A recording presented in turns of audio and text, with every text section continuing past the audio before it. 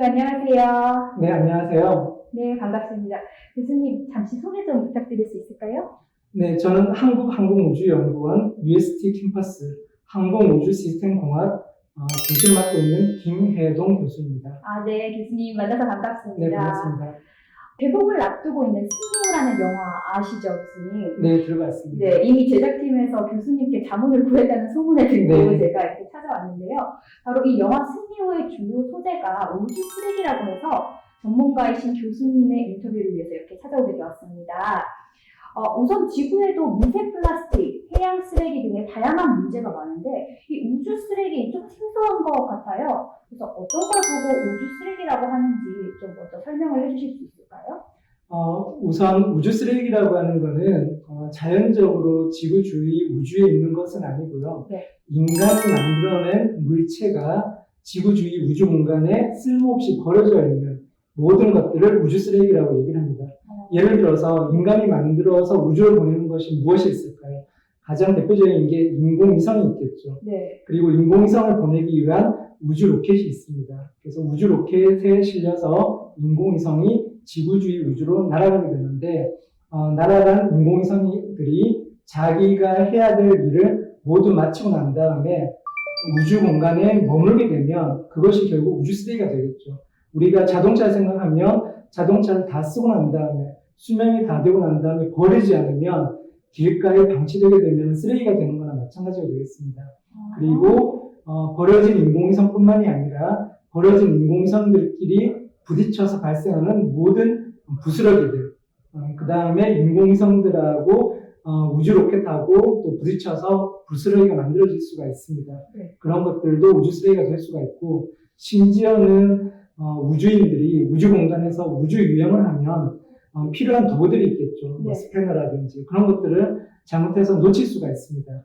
그런 것들도 지구 주위를 돌고 있는 우주 쓰레기의 한 종류가 될 수가 있습니다. 그렇군요.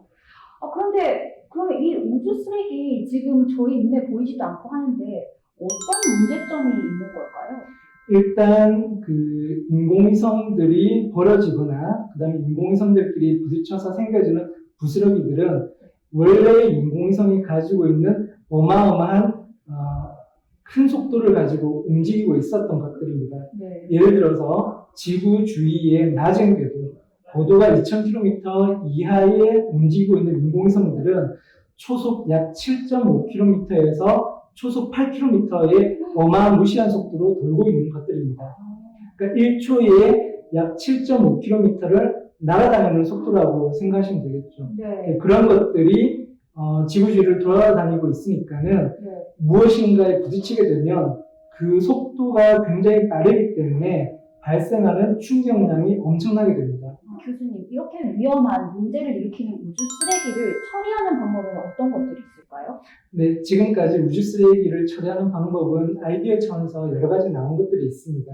예를 들어서 가장 간단하게는 그물을 던져서 우주 쓰레기를 포획한 다음에 청소위성이 이제 끌고 오는, 네. 그래서 끌고 온다라고 하는 거는 더 낮은 고도로 내려오게 되면 결국은 마지막에 지구 대기권에 들어오게 되는데 네. 지구 대기권에 들어오는 순간 굉장히 빠른 속도 때문에 대기에 의한 마찰열이 생기게 됩니다. 그래서 마찰열에 의해서 대부분은 이제 소각이 되게 되어 있고요. 네. 그렇기 때문에 낮은 고도에 있는 쓰레기들은 보다 낮은 고도로 빨리 내려올 수 있게끔 이렇게 우리가 그물을 던져가지고 잡아서 내려온다든지 또는 작사를 던져가지고 내려온다든지 작사를 던져서 마치 우리가 물고기를 잡아서 건져내듯이 그러한 방법도 있고요.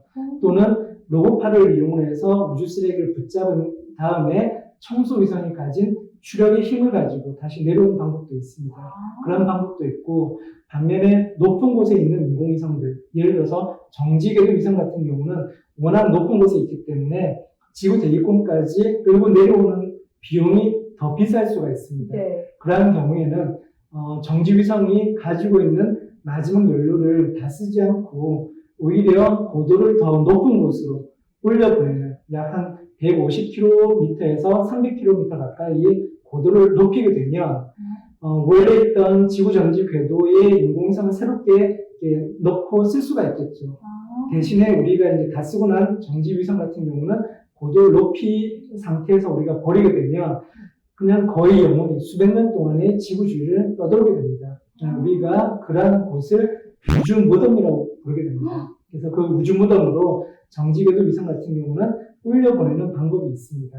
근데 교수님, 그 우주 쓰레기를 대기권 내에 끌고 와서 이제 이걸 연소시킨다고 하셨는데, 네. 지난 2017년인가요, 8년인가요? 우주정거장 탱궁 1호가 추락할 때 되게 사람들이 무서워했거든요. 네, 이게 맞습니다. 실제로 그냥 우리한테 떨어지면 어떡하냐 하는데, 그런 우려가 불필요한 것인지 아니면 실제로 일어날 수 있는 일인지 궁금해요. 기본적으로 작은 인공위성들은, 크기가 작은 것들은 대부분 아까 말씀드린 것처럼 지구 대기권에 들어오면서 굉장히 높은 마찰열 때문에 마찰열이 약 한 3000도까지 올라갈 수가 있습니다. 그렇기 때문에 대부분은 소각이 되고 남은 찌꺼기들의 양도 굉장히 작습니다. 네. 근데 이제 탱궁 우주정거장이나 아니면 미르호 같이 예전에 2003년도에 이제 떨어졌던 것처럼 굉장히 큰 인공위성들 같은 경우에는 네. 들어와서 불타지 않는 나머지 찌꺼기들이 좀 양이 많을 수가 있겠죠. 그래서 그러한 양들이 이제 좀 더 커지면은 위험해 보일 수가 있는데, 네. 사실은 그렇게 큰 위성들은 고장이 나기 전에 지상에서 관제국에서 명령을 보냅니다.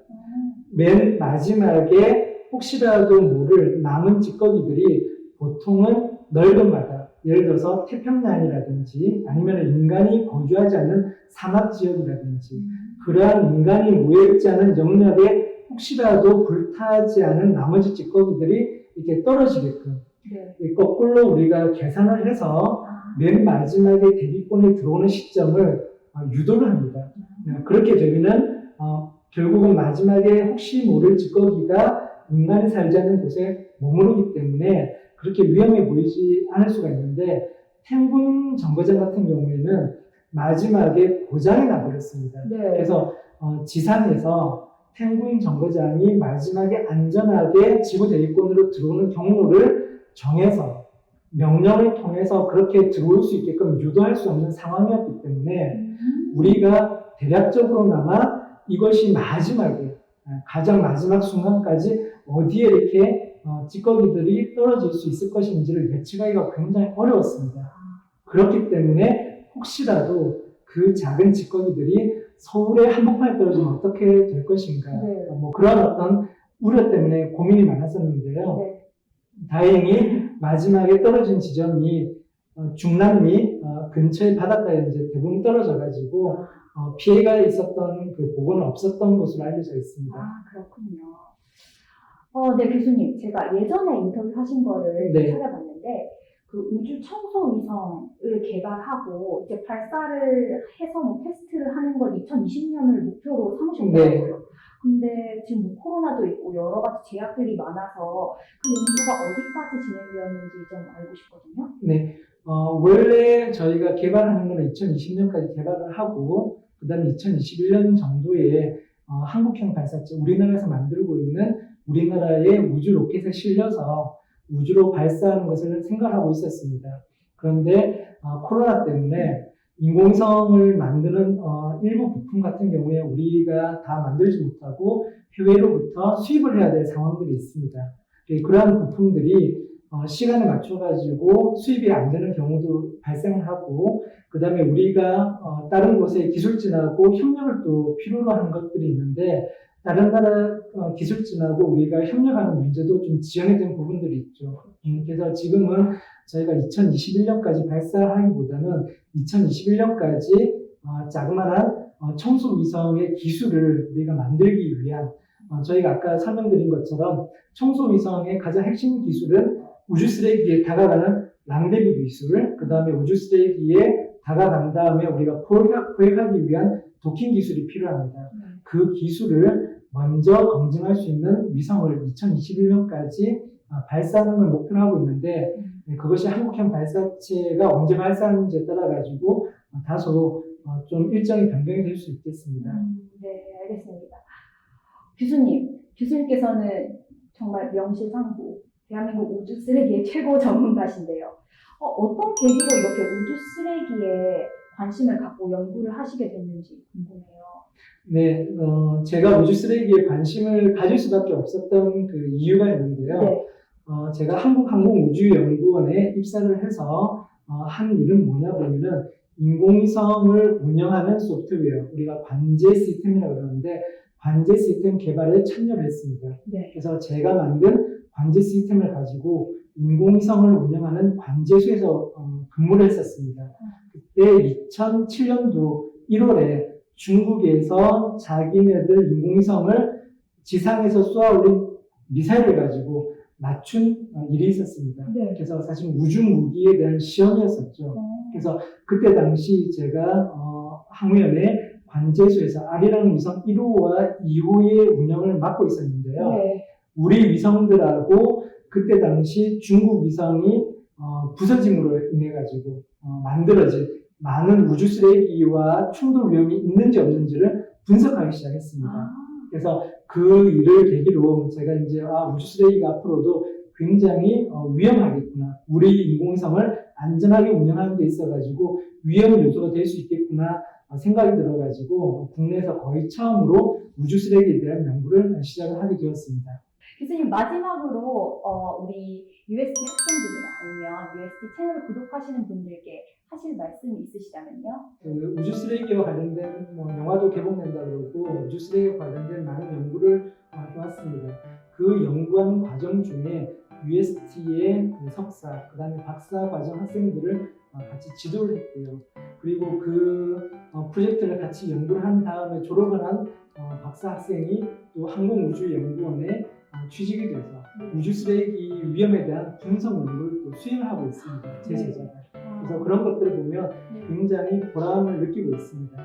그래서 UST의 강점 중에 하나는 실제 현장에서 직접 우리가 연구를 하고 일을 할 수 있는 실무적인 연구 과제에 참여를 한다는 겁니다. 그 참여를 통해서 석사 논문이나 그다음에 박사 과정에 필요한 연구도 하고 논문도 쓰고 졸업을 하기 때문에 졸업을 하게 되면 실제 현장에서 필요로 한 실무형의 인재를 우리가 키워내는 데 있어가지고 보람을 느끼고 있습니다. 그래서 이런 데 관심 있는 학생들이 많이 지원하면 좋겠습니다. 네, 교수님 오늘 이렇게 만나뵈서 너무 감사합니다. 반갑습니다. 네, 감사합니다. 네, 고맙습니다. 네.